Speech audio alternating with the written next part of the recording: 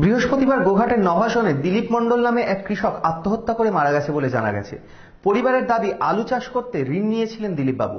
আলু তোলার পর দাম না পাওয়ার কারণে এই আত্মহত্যা।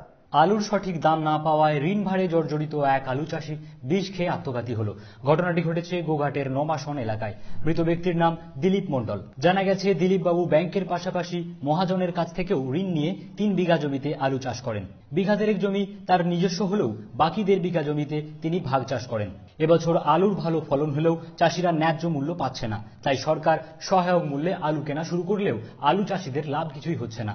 আলু বিক্রি করে যা টাকা পাওয়া যাচ্ছে তাতে আলু চাষিরা ঋণই শোধ করতে পারছে না বলে অভিযোগ। দিলীপবাবু ঋণ নিয়ে চাষ করায় বিপাকে পড়েন আলুর দাম না থাকায়। মহাজনকে টাকা দিতে না পারায় বাড়িতে অশান্তি শুরু হয়। বুধবার সকালে অশান্তির জেরে বিষ খেয়ে আত্মহত্যার চেষ্টা করে। পরিবারের সদস্যরা তাকে আরামবাগ মহকুমা হাসপাতালে ভর্তি করলে চিকিৎসা চলাকালীন মারা যান তিনি।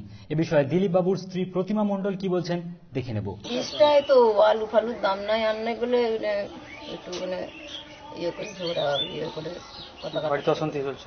হ্যাঁ, একটু তারপর আর কিছুই জানি না। কখন খেয়েছিলেন? ওটা হচ্ছে যে রাত 10টার সময় বেরিয়ে এসেছিল। আপনারা কিভাবে জানতে পারলেন? ও নিজে এসে বলেছে রাত্রেই। তারপরে আমি হাসপাতালে চলে গেলাম গাড়ি ডেকে। কতটা আলু লাগিয়েছিলেন? আলু তো ওই 3-5 কাঠার মধ্যে। কোথাও ধারটা নিয়েছিলেন নাকি? হ্যাঁ, লোন নেওয়া রয়েছে। লোন নিয়েছিলেন? লোন আছে, এই ধারে বাকি সব ধার আছে।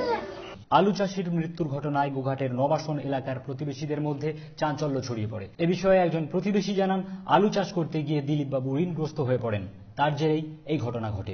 আলু চাষ করেছে, হ্যাঁ, আমি নিজে কাজকর্ম করে গেছি, তার জন্য ও দেনা শোধ করতে পারে বলে বিষ খেয়েছে। নিউজ আজ বাংলা, গোঘাট।